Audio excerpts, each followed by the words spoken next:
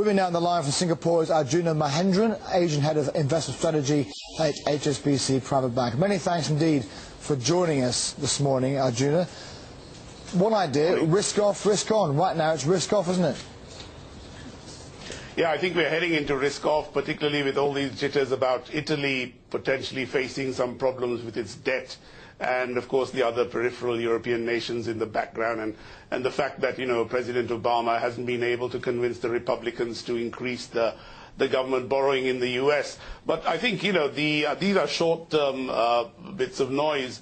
From a longer-term perspective, I'm still optimistic that global growth, even in some of these the larger countries like the United States and Germany, still remains positive. Economies are growing, albeit at a slower pace than we would have liked. And from a longer-term perspective, I think the emerging markets are going to outperform towards the end of the year once the inflationary scare, which is now, I think, about to peak, starts receding. The concern there really is, you've got US jobs figures out on Friday, 18,000, way below estimates again, second month in a row. We've got the US debt, as you just mentioned, the debt limit, of course, in the States, China's inflation, and obviously the Eurozone contagion, which you say is not going to lead to a financial meltdown. No, I don't think so, because when you think of the numbers in Europe, they're of a much smaller magnitude than, say, the numbers that we saw in the subprime crisis, which ran into a couple of $1 trillion, if not more, and had a much larger impact on the global financial system. Here we are talking about, relatively small numbers. For Greece, it's about 110 billion euros. For Italy, I reckon you'd probably need some, maybe double or even treble that. But when you add all of that up, it still is manageable. If the ECB's war chest is doubled to about $1.5 trillion worth of euros, then I think you have enough ammunition in there to tackle the European problem. So I'm not too concerned about this. This is a political issue more than an economic one. The money is there. It's just a question of getting the political will to spend it to sort this problem out. Are your clients concerned? And if they are, what do you advise them to do for the second half of this year? Is it fixed income? Is it equity valuations? Is it commodities? I mean, basically, are they worried or not?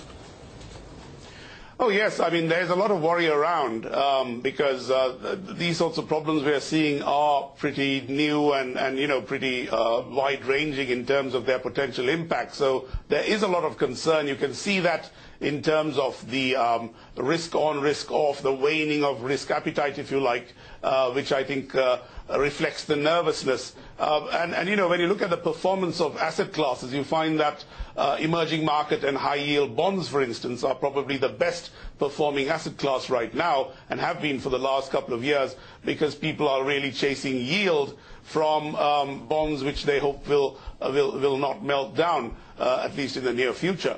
I think that sort of behavior is going to persist, but I think at some point in the next few months we'll see equity markets in the emerging world starting to gain some traction, because the earnings, I suspect, once the monetary tightening is perceived to have finished, would start picking up.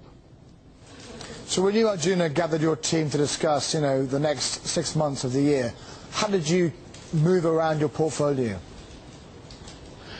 Well, we clearly have a defensive position built in there of up to 10% of the portfolio, mainly in precious metals. Gold would be our top choice, and some of the other metals like platinum and palladium, etc., in a smaller amount. And of course, we'd also have some investment in volatility, in the VIX and other proxies for volatility, just as an insurance policy against something nasty happening.